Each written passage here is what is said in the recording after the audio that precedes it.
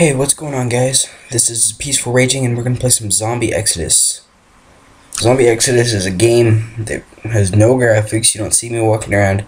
I read and decide what I want to do, and it all has to do with zombies. Let's do this. In near darkness, you stand pressed against the damp side wall of the cabin. Thin rays of sunlight cut through the planks of wooden wall. The zombie's low, guttural grunts pierce through the closed door nearby.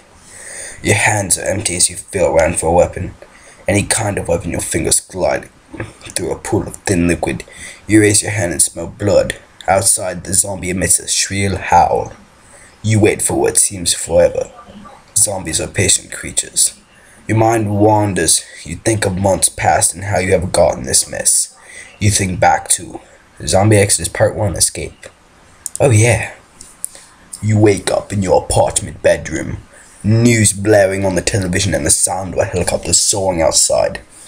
You stayed up way too late and you don't remember all the details of flashes and moments, drinking whiskey, chaos in the streets, your sister packing suitcases and police cars lining up along the major avenues like makeshift border crossings. You glance around your apartment hoping to see Emma. Your eyes adjust to the light, but the Jameson whiskey's hangover is a sharp kick in the back of your head. Your mouth tastes like mud in the roller coaster ride your bed is taking out of control. You think of Emma. You are her brother. I am her brother.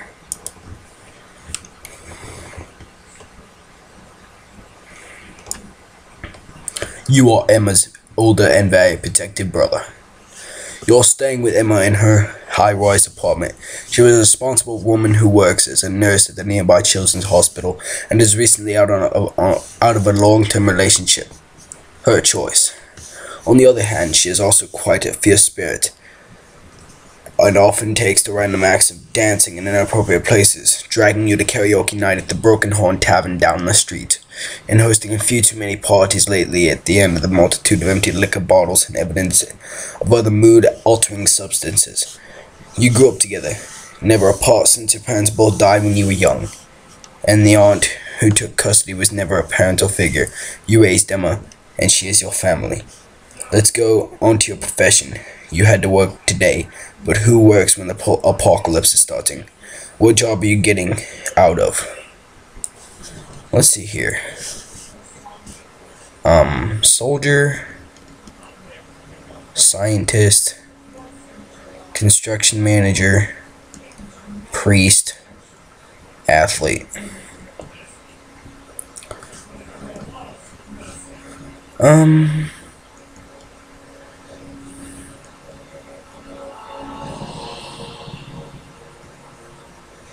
I'll call my client and tell him my years of military training are not for sale today.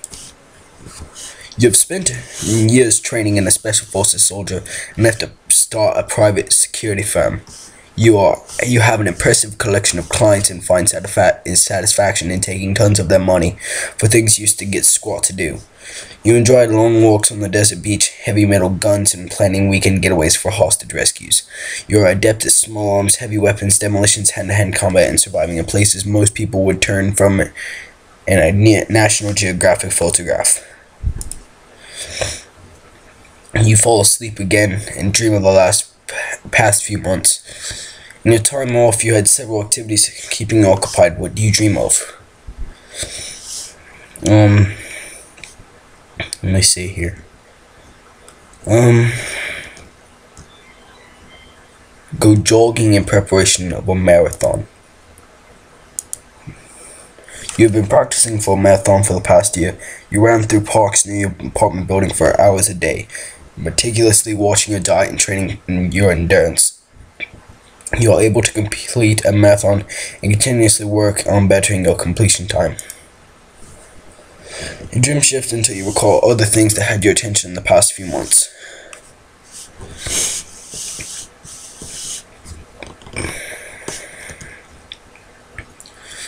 Exercise at the local gym. You spent free time toning and sculpting your body. You used a balance of free weights, cardio machines, and mixed martial arts classes to build up an impressive physique. Alright, let's show stats. See what we're at. Name is unknown. That's a pretty good name. Soldier, male, strength 35, dexterity 30. That's a lot.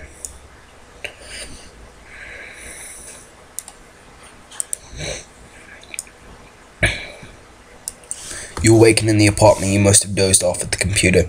A bottle of aspirin is on its side with contents spilled. You happen to see a note on the desk with your name on it. The letter is addressed to choose my own name. Peaceful. On. Peaceful. What is your last name? Raging.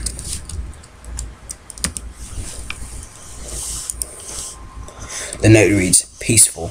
Sorry for not being here when you woke up. I'm heading out to get some things before we leave. You were sick, so I did not wake you. But the city is getting worse and we need to get out. Be ready when I'm back. Emma. You awaken to a heavy, nauseous feeling in your gut. The clock reads 8:03 p.m. Emma has not been home in hours. You plod down on the living room couch and flip the television where a middle-aged anchorman reports. The CDC via the White House has just announced that over 20% of the world is infected with virus Zeta. Reports are coming in around the globe of a massive spread of this terrible infection that attacks the brain and nervous system, quickly disabling the victim and reanimating the body of the afflicted. Moments ago, we heard from Dr. Anthony Willis, who has treated the infected and stated how the deterioration of the bone and muscles, a yellowing of skin, lack of fine motor abilities, described his drunken walk, and inability to speak. Dr. Willis goes on to explain the virus affects primitive areas of the brain and acts as a parasite which rewires the nervous system of the host to take over functions of the body. Infected become aggressive, attempting to bite or otherwise injure others and pass on the virus. This just in, Governor Tate has declared a state of emergency and the National Guard have come in to keep peace in the streets and enforce a mandatory curfew of 9 p.m. Wow, so far there's quite a good story. If you ask me, I mean, this game could go on for a while. I believe there's 3 chapters out so far. Peer outside the apartment from 7 stories up. Notice crowds of people formed outside. Sirens blare as police vans and cruisers skirt up and down the streets, and news helicopters swarm overhead. You remember now the infection. It was only a few days ago you first heard of the outbreak. Emma mentioned reports at the hospital were of a fatal, highly contagious virus spreading like a forest fire in the forest. Was doused with gasoline. Sorry guys, that was bad. The lights flicker and the television set dims and cuts off. Light streams in through the apartment windows, casting a golden glow through the air which fades in the recesses of the room. You hear movement in the hallway outside the apartment and rush to the door. All is silent. You wait and listen, pressing your ear to the hardwood surface. Silence. You move back to the television and flip the power on and off. Nothing. The dim ambient light from outside coats the room. Time creeps by as you consider your next move. A sharp scratching noise seeps through the ceiling. Once and then twice. Metal scraping cement. You spin in a full circle. The sound comes from up the floor above. The scratching builds into harsh screeches, like a fork digging deeper and deeper into a styrofoam plate.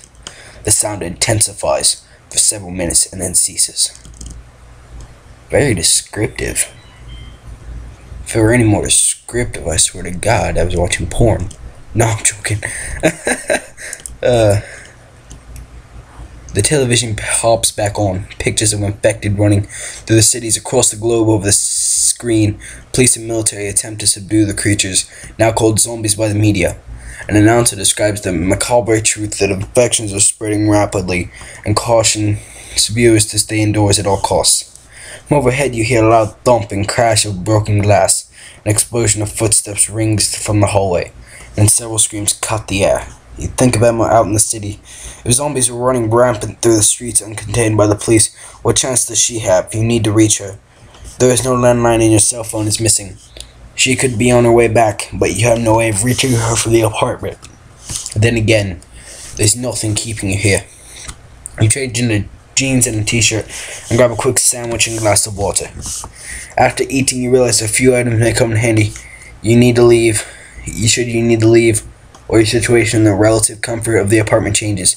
You decide it's best to take your wallet, flashlight, 38 special revolver, a 20 gauge pump action shotgun, AR-15 semi-automatic rifle, backpack with clothes, food, and water, multi-tool, your favorite book. Sad to say, we need a flashlight, I believe. No. We need a backpack with clothes, food, and water first. And then I can take one more item. I need some kind of firearm.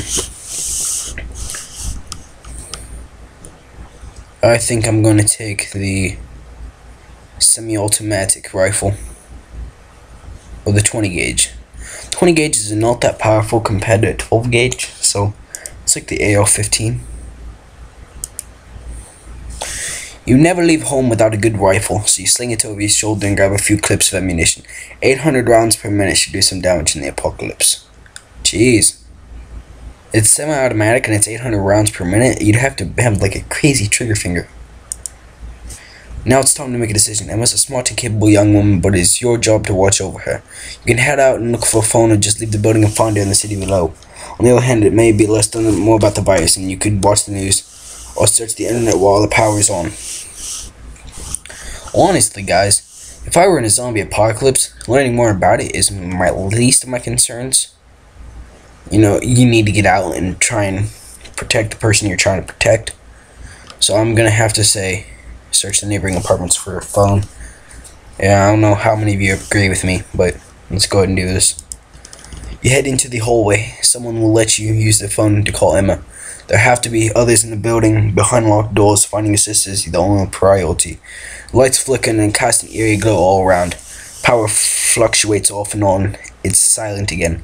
Way too silent. You head to apartment 7A, 7C, 7D. Let's go to 7A. You knock on the door but notice it is ajar. No light escapes the small opening. Static from a television or radio permeates the air. This is Arthur Connor's apartment, an antiques dealer who usually keeps his shop open late in the evening. Your sister mentioned him a few times, mostly to tell you to avoid him at all costs. Arthur is quite old, probably late 70s, and on the one occasion you did meet him, about as friendly as a starving hyena. He won't take too kindly to you being in his apartment without permission. Well, I don't care if he wants me in there. I need to get something, so I answer anyway, because rules change when the apocalypse is right behind me. You ease the door open and step inside. Helicopters outside thrust the light through the blinds, creating a striped pattern across the wall of the apartment. You stand in the living room atop the oriental rug stretched across the hardwood floor. Victorian-style couches and a love seat are arranged in the center of the room, with a Victrola on a pedestal next to them. You glance at an old music player, which is a large funnel-shaped horn and hand crank that spin the record. Considering how it was to make simpler, less zombie-filled time, Impressionist art hangs from the walls. Statues of Aphrodite and Apollo stand guard on either side of the apartment's lone exit. You check the bedroom and find a well-kept room in perfect order. Closet full of old clothes pressed and hanging and folded in neat piles. A large steamer trunk with photos turning gray and brown from aging. A scrapbook and a box with a top hat. A large oak dresser stretches across the northern wall. You hit pay dirt as the bottom drawer has a Smith & Wesson Model 10 in the case with a box of 38 caliber ammunition. You take the gun and ammo and return to the living room. It's really, I could have took something else, you know, since they're giving me a gun now, but I don't know, we'll get past it. So that's awesome, we got another gun. Perform a more thorough search of the living room and find no phone. You step into the kitchen and spot a radio on the counter next to a coffee maker. Static fills the area, so you turn off the radio. The white noise dies out and is replaced by the sounds of scraping, similar to what you heard in your apartment. You spin around, look up, and put your hand on the revolver, readying yourself for whatever is making the noise. It slides from one end of the room to the other, crossing the walls behind overhead cabinets. You search through each one, anxiously waiting for something to leap out. You find nothing but soup cans, old dried pasta, and glass jars of herbs. And the last cupboard, you open a can of coffee and find a roll of money inside. The scraping intensifies in the corner of the room as you consider the money roll. I am not a thief, I am a survivor, and I'm not sure what the money's gonna do. That's something I'll take into effect. The money is not something that a lot of people would consider in times like these, so I'm not going to take the money. Put the money back in the coffee can, place it in the cupboard, and head out of the kitchen. Having checked out all of Connor's apartment, you will walk back into the hallway. Your humanity increases slightly, so I'm a better person now. You think you should check another apartment. You head to 7D. As you step toward the apartment, sounds resonate from the door. A large male voice, repeated clicking noises, and a constant electrical hum. You knock on the door. It all goes silent. Moments pass. You listen and hear the rattling of locks and chains at the door, which springs open. A tall man is in his early 20s enters the door wearing a tie-dye t-shirt, and faded blue jeans with dark brown sandals and full bushy blonde beard. A blue wool knit cap is pulled tightly over his head as he leans out of the door, looks left to right, and then pulls you into the apartment. Inside is a geek's wonderland. Half a dozen laptops blinking and buzzing in a row, a large plasma television with 8 different news channels tiled on the screen, wires and cables on the walls hanging from the ceiling and crisscrossing every inch of walking space. Dozens of open cans of Red Bull spread across various services, comic books and graphic novels strewn about. Lord of the Rings memorabilia set in a shrine near an open kitchen, and dozens of movie posters covering sci-fi over the past 30 years. Well, that's like a 50-year-old geek's freaking wet dream right there. Hey, I'm Jason, have a seat, he states through a raspy, cigarette-soaked voice, and sits in a rolling chair position in the front of the row of laptops. He taps away at a PC and yells at the screen. People are just rising from the dead all over the world. It's a global zombie chaos. This is Undead Armageddon. Hey Jason, I'm peaceful. I really need a phone. Do you have one I can use for a quick call? Not sure what you're trying to prove asking me that, Jason asked, shaking his head.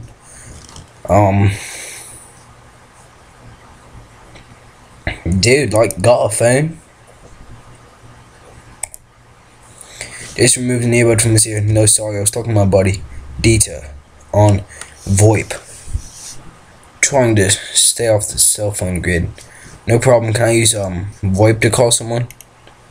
As Jason flicks switches and taps on keys, the laptop turns off, as do the monitors and televisions, and the lights dim. Jason moves to a sidewall with what looks like the most elaborate fuse box in North America and pushes wires and fuse caps around. You see, this epidemic is underreported. Most of Europe is already zombie-fest, and there are millions of Asian zombies running around. These things aren't like the movies. They're even more ferocious. You've got to destroy their heads, or they'll just get back up ever more pissed than ever. A long shrieking noise echoes through the apartment. You and Jason freeze. The sound was not natural, not human, and not animal. You close your eyes to focus on listening, but only hear the hum of computers and your own rapid breathing. Jason runs to the door and presses his ear against it. His mouth opens wide in a gasp, but no sound emanates. He rushes towards you, grabs your shoulders, and begins pushing you to the door. Sorry, he got to go. Before you have a chance to reply, Jason leads you to the door and closes it. You're standing in the hallway, alone once more. What a dick. Seriously, what a dick. You know, I'm trying to get a phone to use, get a hold of this chick that I'm supposed to save, and he's like, oh, sorry, you gotta go. What a dick. I'll kick his ass next time. Next chapter, the journey downstairs. Alright guys, that's it for this video. Remember to like, favorite, subscribe to my channel. And I'm going to upload more Zombie Exodus regardless if you want me to play it or not. But please comment to see if you like my reading narrative voice. If not, then you can tell me to change it to something different. I'm open to suggestions. But you guys, take it easy. See you next time.